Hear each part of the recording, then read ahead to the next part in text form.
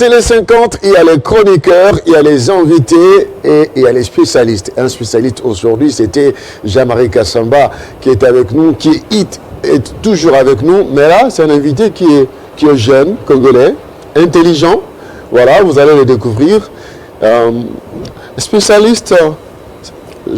Salut quand même Jean-Marie Kassamba. Allez, vous prenez cette place. Voilà. Merci d'avoir accepté l'invitation des Télé 50. C'est moi. En 50, bonjour, surtout qu'il faut se réveiller très tôt à Kinshasa, oui. Pour éviter les embouteillages avec les sauts de moutons. Jean-Marie, c'est un jeune homme. Hein. Oui, que je trouve pimpant. Hein. Il s'appelle Mirini Marcelin. Absolument. Développeur web. On va en parler si vous permettez un petit commentaire tout à l'heure. Voilà. Mais avant qu'on puisse l'accueillir, juste commenter un tout petit peu cette vidéo que nous avons vue avec China Rambo, le président Kabila, qui est un grand sportif. Ouais. Cette vidéo date de 2011. 2011? Oui, oui, de 2011. Et depuis 2011, il a augmenté encore en cadence les activités sportives. Si vous voyez, depuis quelques temps, il a pris vraiment de muscles. Ouais. Avec tout. C'est un grand sportif qui se présente. C'est un très grand sportif. Il fait la marche, il fait ce qu'on appelle la gymnastique, les équipements. Vous avez les tapis dont je vous parlais le matin, c'est ça, ce qu'on appelle les tapis. Pour le cardio, pour travailler le cœur. Trottiner pendant longtemps, oui. Et voilà. Et puis, il a fait également les machines pour la musculation. C'est qu'il les rend un peu craquant là pour la féminine, mais c'est un grand sportif. Il fait sa moto, ce qui permet en tout cas d'être zen. C'est ça. Voilà. Garder toujours sa forme. Alors, Mirini Marcelin, développeur web, expert en gestion d'informations auprès des Nations Unies. C'est exact. Alors. Je suis, comme vous venez de le dire, Monsieur Mirini Marcelin. Mais avant de continuer, j'aimerais placer un petit mot par rapport à la présence de Monsieur Jean-Marie. C'est un grand honneur de rencontrer un grand monsieur sur ce plateau. C'est une très très belle surprise pour moi. Donc, merci beaucoup. Merci beaucoup, Monsieur Jean-Marie. Ouais. Alors, pour continuer, nous allons, je sais qu'avec Jean-Marie, vous allez continuer en aparté, la situation de l'enseignement supérieur en RDC vous intéresse. Pourquoi? Oui, la situation de l'enseignement supérieur m'intéresse parce que... on est en situation de dialogue, hein, il est libre. Oui, allez-y. Il s'agit d'un problème congolais. Et je suis congolais. Je souhaite apporter des solutions, une solution congolaise à un problème congolais. La solution se définit comment? Voilà. D'abord, la situation elle-même. La situation, l'enseignement supérieur aujourd'hui, je ne veux pas dire qu'il est au point mort, il est en chute libre. Pourquoi? Parce que il y a quelques années, nous faisions la référence de l'Afrique. En ce qui concerne l'enseignement, tous les étudiants africains affluaient au Congo pour venir étudier. Aujourd'hui, ce n'est plus le cas, c'est l'inverse. Ce sont les jeunes Congolais qui vont ailleurs pour aller chercher l'éducation, des belles universités à l'étranger, avec tous les risques que ça implique, la fuite des cerveaux. Ça, c'est un grand problème et nous allons découvrir qu'il y a beaucoup de problèmes à résoudre et c'est pour ça que ça m'a un peu inquiété. Et vous avez mis en place quelque chose qui s'appelle EduSys, c'est ça? Exactement. Et ça veut dire quoi? EduSys, c'est tout simplement une concaténation de deux mots, édu et système, éducation et système. Donc, j'ai tout simplement coupé les deux mots et nous avons EduSys. Alors, c'est quoi la motivation? Si vous permettez, je voulais vraiment féliciter Marcelin, mon jeune frère qui est d'abord qui a un profil dont le Congo aura besoin pour très bientôt, parce que moi-même qui suis enseignant à l'enseignement supérieur, notamment à l'ISIPA, qui forme au métier de l'informatique, et je suis souvent malheureux de constater que ce qu'il vient de dire, c'est ce que j'ai dénoncé depuis 10 ans que je suis au Congo, c'est-à-dire la descente aux enfers de notre système d'enseignement. Pourquoi? Parce que depuis les années 80, avec les politiques d'ajustement structurel de la Banque mondiale, du Fonds monétaire, notamment à l'époque quand Ouaddondo était Premier ministre, on avait demandé à la RDC de diminuer les financements de l'enseignement. Les bourses ont été coupées, la réhabilitation des universités, le système d'enseignement avec notamment les concours d'accès, ça a été démocratisé à outrance. On a libéralisé l'enseignement supérieur en RDC. Il y a eu des instituts qui se sont créés, des gauche à droite, des universités bidons auxquelles on a assisté partout au Congo. Et le niveau d'enseignement a complètement baissé. Aujourd'hui, moi j'enseigne aux étudiants de troisième année supérieure des licences. Et quand vous écoutez un étudiant parler, lui il est aux antipodes. Hein. C'est vraiment la crème qu'on peut exister. D'abord, il parle mal, il écrit très mal. On est en période d'examen, notamment en ce moment. Moi, je n'arrive pas à faire des examens écrits parce que j'ai horreur de corriger les copies mal écrites. Donc, je fais que des examens oraux, en groupe d'ailleurs. Pourquoi? Parce que les alertes que nous lançons, on n'arrive pas à circonscrire cette gangrène. La Chine, le Japon, les États-Unis se sont développés avec l'enseignement, notamment l'enseignement technique. Voilà. Merci beaucoup, Jean-Marie Kassamba.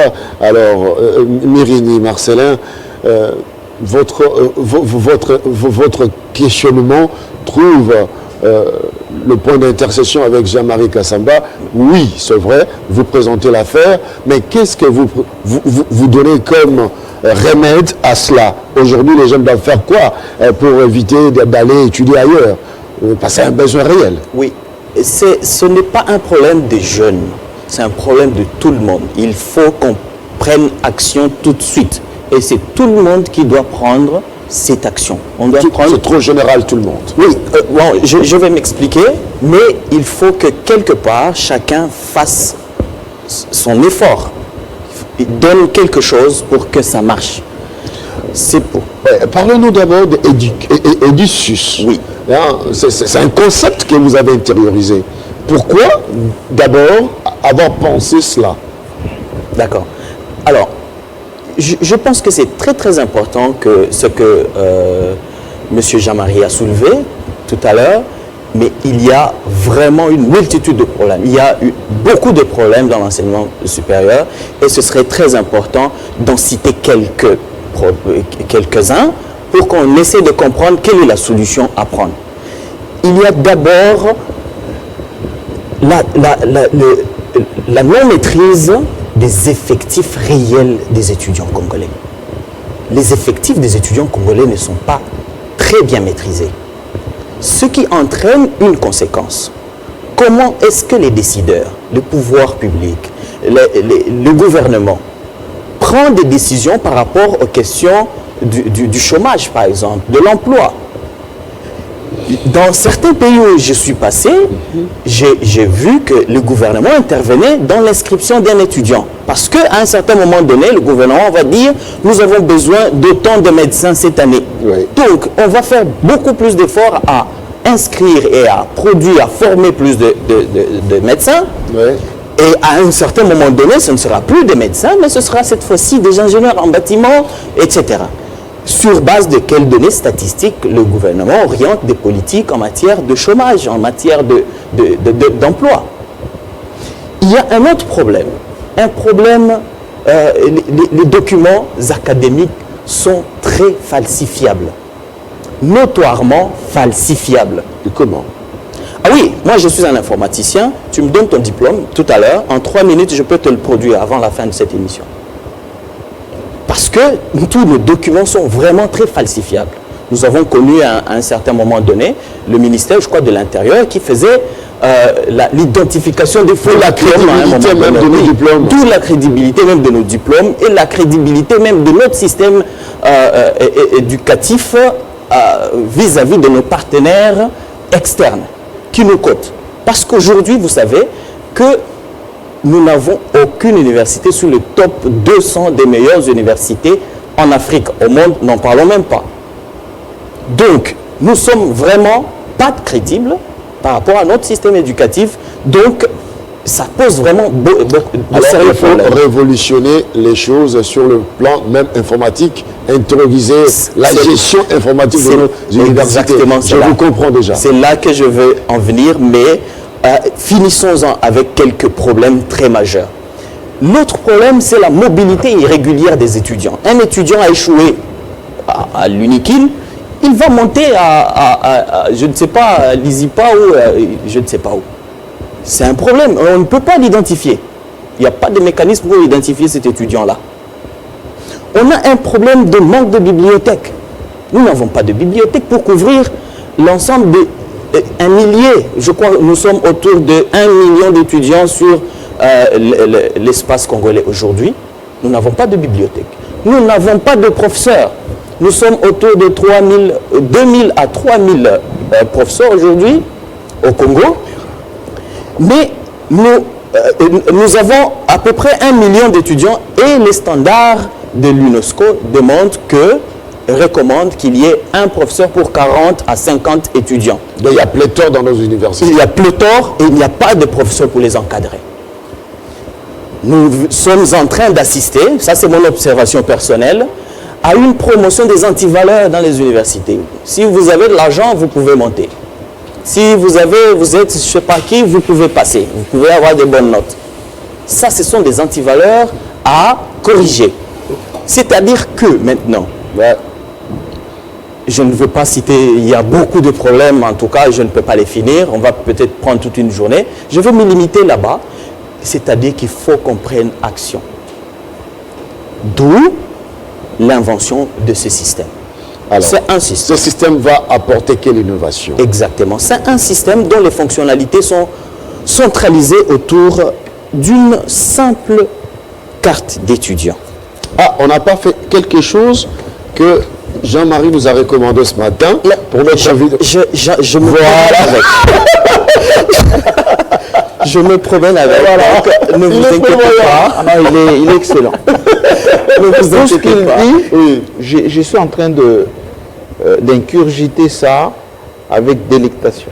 Très bien. Pourquoi? Parce que si dans ce pays, le nôtre, on avait des jeunes qui à la fois font un diagnostic aussi précis de mots qui gangrènent notre système éducatif et que cela est partagé par le corps enseignant et l'encadrement de ceux qui pensent diriger nos universités et les instituts supérieurs, on serait déjà loin. Le président de la République a dit, et vous permettez que j'en place un petit mot, que l'homme allait être au centre de son action.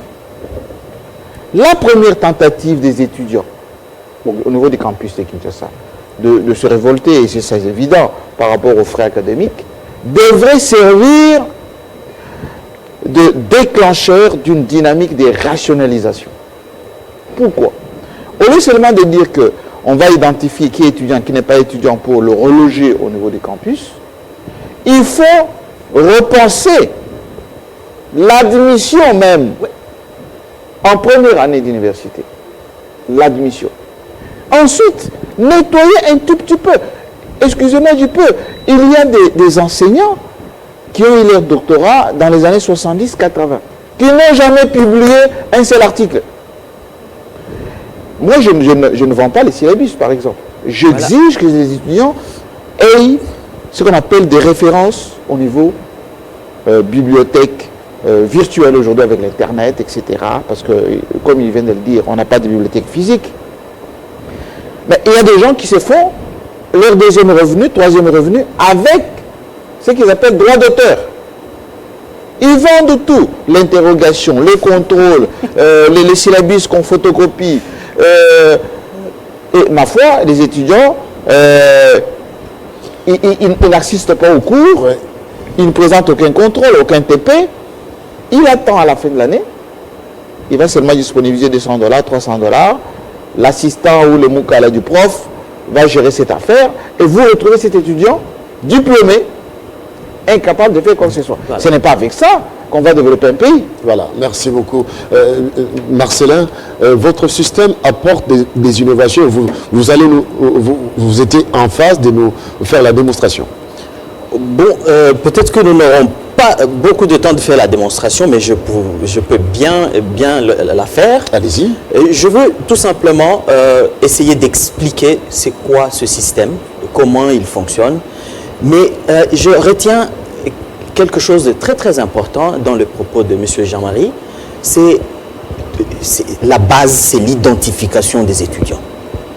Il faut partir de l'identification des étudiants. Si nous arrivons, si nous maîtrisons à identifier tous les étudiants, tout va être résolu de soi. C'est-à-dire que là, nous avons une carte d'étudiant.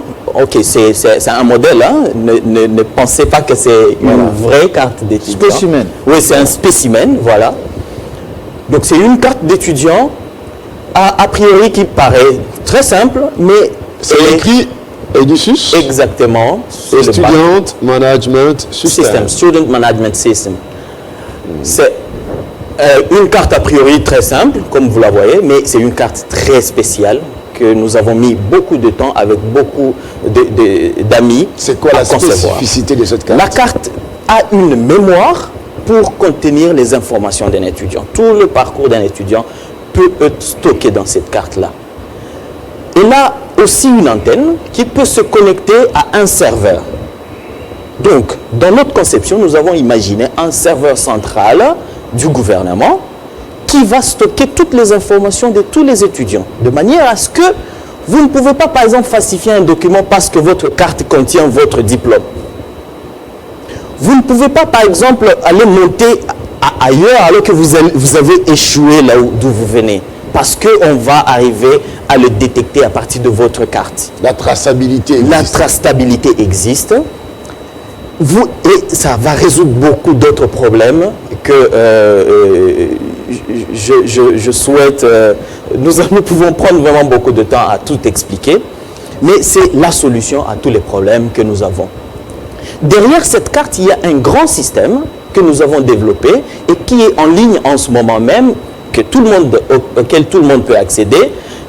On a même disponibilisé les mots de passe de démonstration. C'est-à-dire que vous pouvez accéder en ligne à ce système-là et le tester parce qu'il contient aussi de la gestion académique et la gestion financière de toutes les institutions universitaires du pays. C'est-à-dire que vous pouvez avoir toutes les inscriptions dans ce système, vous pouvez avoir la gestion des cours, la génération des documents académiques, la gestion des enseignants, les horaires, tout se trouve à l'intérieur. Ce qui est très très important aussi, il y a aussi la génération des cotes, des relevés de cotes à l'intérieur de ce système. Et le plus important, c'est que tous les étudiants peuvent aller suivre leurs cours, même à la maison, pour limiter par exemple ce problème ou résoudre ce problème de surpopulation des auditoires. Il y a un autre problème, enfin, il y en a beaucoup, vraiment, on n'a pas réussi à le citer. C'est intéressant, on aura peut-être pas assez de temps pour faire la démonstration de l'importance de cette carte. Oui. Mais dis-moi, du côté sécurité des éléments, pour que votre serveur ne puisse pas subir ce qu'on appelle cyberattaque, qu'on puisse falsifier même les documents en étant plus intelligent que vous. Est-ce qu'il y a les éléments de sécurité? Voilà. Alors, d'abord, je ne veux pas dire qu'il y a un système qui est 100% sécurisé. Ça n'existe pas, même la NASA, même la CIA a été hackée à un certain moment donné. Mais il existe des standards, des méthodes pour sécuriser les données et de limiter les dégâts. Il y a par exemple ce que nous appelons le backup. Le backup, c'est la sauvegarde, la duplication des données sur un autre serveur distant, qui sont vraiment très distants. De manière à ce que, si l'autre est attaqué, on peut automatiquement se connecter ou répliquer les données à l'autre. Il existe... Alors, c'est important, Jean-Marie, avant cette question, c'est tellement important. Avez-vous entrepris les démarches auprès du ministre pour l'expliquer l'importance de cette carte? Nous avons déposé déjà le projet auprès du ministère, le ministère de l'ESU. Nous avons été recommandés d'organiser une conférence qui aura lieu d'ailleurs ce 4 avril au centre CEPAS dans la salle Boca, Père Boca, Donc nous invitons par cette occasion, si vous le permettez, tous les chefs d'établissement, tous les enseignants, tous les étudiants à venir participer à cette conférence de démonstration des présentations ce 4 avril. 4 avril, oui. 4 avril à partir de 9h jusqu'à 12h au centre CEPAS pour participer à la présentation. Très intéressé par Jean-Marie, vous avez une question? Oui, c'est juste l'encouragement à mon jeune compatriote de cette initiative. Déjà, Télé 50 s'autorise avec son autorisation de parrainer cette initiative. Merci beaucoup. Pour encourager la créativité nationale. Tous ces marchés auxquels les étrangers postulent chez nous. On amène beaucoup au président de la République, au Premier ministre, au gouvernement, des projets d'informatisation, de cartes d'identité, de ceci. Voilà un Congolais, un jeune Congolais qui a créé quelque chose d'utile pour son pays, qu'il faut, parce que ce jeune homme, s'il a, allez, on ne va pas parler de 80 millions de dollars, 100 millions de dollars que les autres ont bouffé, mais si on lui donne seulement 5 millions, allez, 2 millions, pour développer son projet, ça va sauver l'enseignement supérieur dans notre pays. Et il va aussi en profiter, il va, la nouvelle classe là qu'on dit de jeunes, classe moyenne, etc. Oui. Il peut en être... La classe des nouveaux millionnaires. Absolument. Mais j'attire l'attention que nous allons suivre cette affaire de très près. On va l'inviter encore davantage, on va aller dans cette conférence de presse pour montrer qu'il y a le génie congolais. Souvent, ceux qui donnent ce marché aux étrangers et tout ça pour développer parfois des concepts, dès que le bonhomme a pris son argent, il est parti, et on ne sait pas qu'est-ce que ça va donner. Ouais. Eh bien, ces gens-là, ils veulent seulement avoir de la rétrocession, le retour d'ascenseur. La rétrocommission. La rétrocommission, comme on dit, le business. Il faut que désormais des jeunes comme lui soient encouragés et nous on va le faire. Merci. Et on attendra la réaction des officiels. Merci beaucoup. Merci beaucoup d'avoir accepté notre invitation. C'est moi qui le rendez-vous est pris pour le 4 avril dans la salle CEPAS, ici dans la commune de la Gombe. Oui, je voulais juste préciser que pour nous contacter, nous avons un site web en ligne, contrôle6-cd.com. Donc là, vous allez avoir beaucoup plus d'informations. Vous pouvez nous contacter. Et merci beaucoup. Bien, on va se lever pour se dire au revoir. Merci beaucoup à Jean-Marie. Merci à vous en tout cas. Nous avons tenu compagnie ce matin, c'était intéressant. J'ai été venu intempestivement, merci beaucoup. J'ai essayé une occasion en tout cas pour vous féliciter.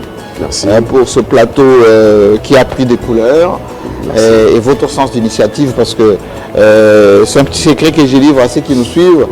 Quand vous voyez, quand Tubassou est aux commandes de la matinale, vous voyez, ça bouge dans tous les sens. Il a vraiment l'âme de la télévision en lui. Et c'est une très bonne chose. Merci beaucoup. Merci de m'avoir accueilli. Merci beaucoup Jean-Marie, ça me va droit au cœur. Voilà. Un compliment comme vous faites souvent. Alors, vous m'attendez. Voilà, c'est comme ça. Alors Jean-Marie, merci beaucoup. Merci à vous et puis bon courage. Hein. Il y aura des infos ici. Où est parti Fauteuil Blanc? Ça revient d'ailleurs avec le Premier ministre. Waouh. Ça revient. Je serai sur le plateau. Absolument.